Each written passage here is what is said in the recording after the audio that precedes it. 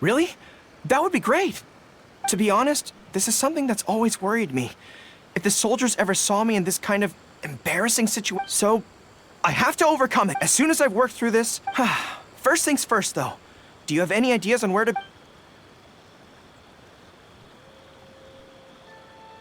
Good plan. Start by studying some theory, address the fear at its root, and then I'll have nothing to be afraid of. But where would I go to learn about this? I wouldn't know anyone on Narukami Island. Oh, let's go back to Watatsumi Island and ask around there. Whew. I feel more at ease on Watatsumi Island.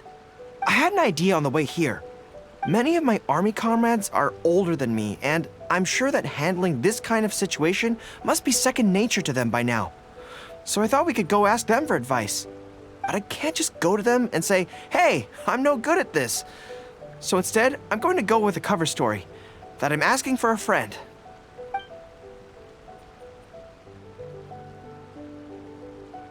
I see. So you're saying that your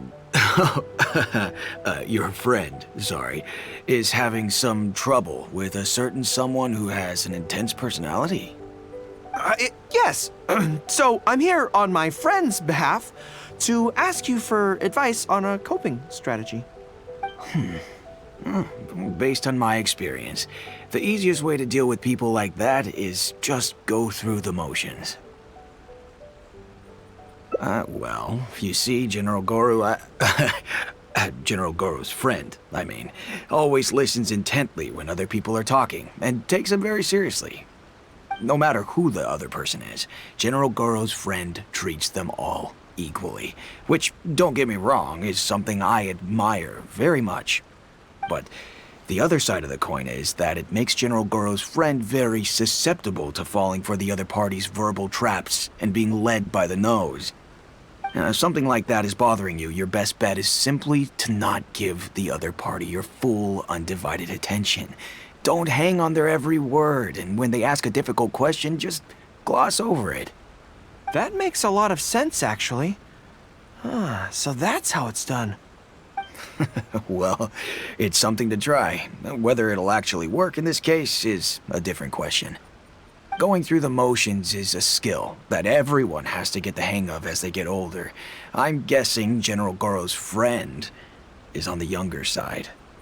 Well, on my friend's behalf, thank you for your advice. Don't mention it. Oh, yes, I heard that Miwa from Sangonomiya Shrine is also in the area. Why don't you ask her for advice, too? She's supposed to be good with interpersonal stuff. It can't hurt to get another perspective. Makes sense. All right, let's see what Miwa has to say.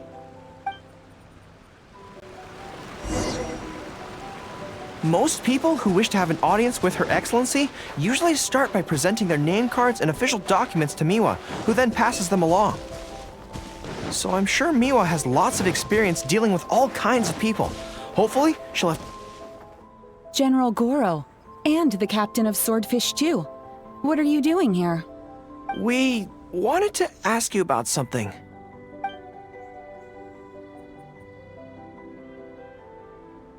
I see. So General Gorou's friend wants to overcome his weakness, right? That's right. Do you have any advice? Let me think. My advice would be to hide what you are really thinking. Cast your minds back. Why do you think Yae Miko was able to tease General Gorou's friend, and not the other way around? It's because she always has that same smile on her face, so no one ever knows what she's really thinking. She's already won the battle right from the start. If General Gorou's friend wants to go head-on with her, he must at least learn to do as she does, to conceal the workings of his mind. You make so much sense. So what you're saying is, my friend just needs to keep his cool, and she won't have the chance to take advantage of him. Exactly. Many things look complicated on the surface, but often, all it comes down to is who loses their cool first. Wonderful. You have my gratitude. I'm sure with your approach, that a friend of mine will be able to overcome his weakness. Then I wish General Gorou's friend a great victory. Well, I'm slowly starting to gain confidence. Oh, I suddenly remembered. Her Excellency updated her general operational directives recently. Who knows? There may be some useful suggestions in there too. Let's go take a look, just to be thorough. Her Excellency handed me the general operational directives in 3 parts, and I think this is where I placed them.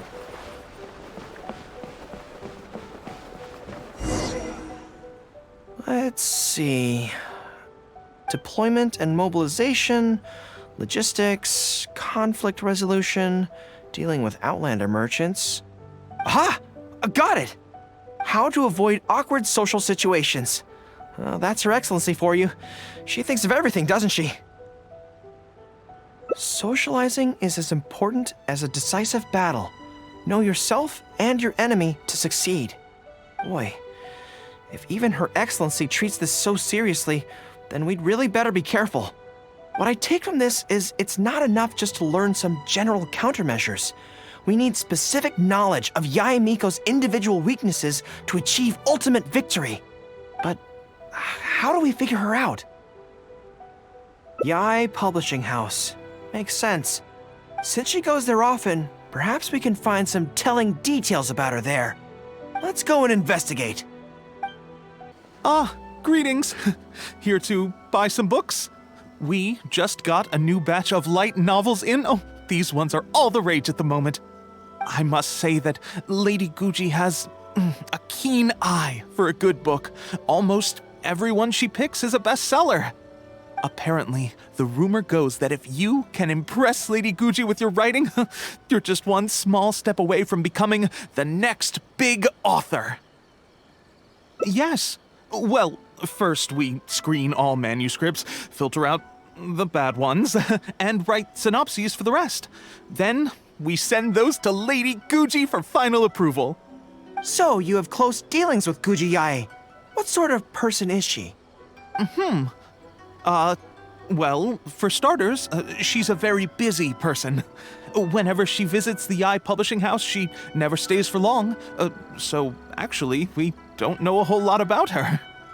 Still, she seems very invested in Yae Publishing House. And on occasion, she'll share some of her promotional strategies with us. Take That's Life magazine, for example. When we first started running it, sales were very poor. The return was barely covering costs, and for a while, it was on the verge of being axed. But the fans weren't happy about the prospect of their favorite magazine being discontinued. They kept writing in, begging us to keep it going. So in the end, Lady Guji stepped in and drew up a new marketing plan. Next thing you know, sales are through the roof. That's Life? Wait, isn't that... Nothing. It just reminded me of something unrelated. I didn't realize Yae Miko personally handled the marketing for Yae Publishing House. Yet more proof of her unparalleled skill in reading people's minds. Anyway, thank you very much. Is there anything more you can tell me about Guji Yae? No, that's all. Look, I'm not sure what your plan is here, but I caution you against trying to second-guess Lady Guji. Just my opinion, but she's the most mysterious person I've ever met. You think she's mysterious too? I guess we can forget about getting any insights this way then. Actually, you said that this batch of light novels was hand-picked by her, right? Maybe we could take a brief look. Perhaps we can get some inspiration from them. Sure. If you're interested, I recommend this book. I've been to other worlds, but I've never tasted defeat. The protagonist doesn't have any particularly exciting abilities, but never fails to defeat strong opponents. It's all thanks to their wealth of experience and cunning strategies. Cunning strategies. In that sense, it sounds similar to Her Excellency's Sangonomiya. Oh, there's an iconic line in this book that people quite like. One who relinquishes nothing also gains nothing. If you want to win when you're at a disadvantage, a little sacrifice is probably going to be necessary. Thank you for the valuable advice. Well, one more string to our strategic bow. Although I didn't learn much about my enemy, I've still learned a lot from everyone. It's time to put these theories to the test. Let's go to Yae Miko's lair, the Grand Narukami Shrine. So this is the Grand Narukami Shrine. It's the first time I've been to this place. Hello there. You look like you have something weighing on your mind. Would you like to draw a fortune slip? The Grand Narukami Shrine's fortune slips have always been very accurate. I've heard that the generals of the past used to employ all sorts of divination techniques to find out their fortune before a battle. I'm not in the habit of it, but since the opportunity's come up, I'd like to give it a try. Let's draw one together.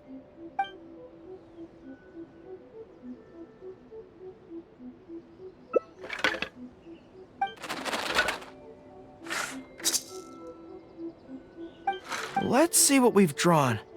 Oh no, it's misfortune. This is a bad sign. The road ahead is going to be a dangerous one. You're right. When I think about it, I'm a general of Watatsumi Island. I shouldn't let some Narukami Island fortune slip hold me back. Onward! Any second now, we'll be face to face with her. Don't worry, all our hard work is definitely going to pay off. She can forget about teasing me this time.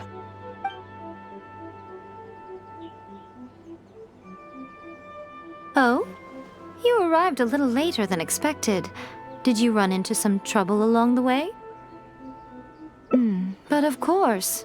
That's why I'm here waiting for you. So what if you knew we were coming?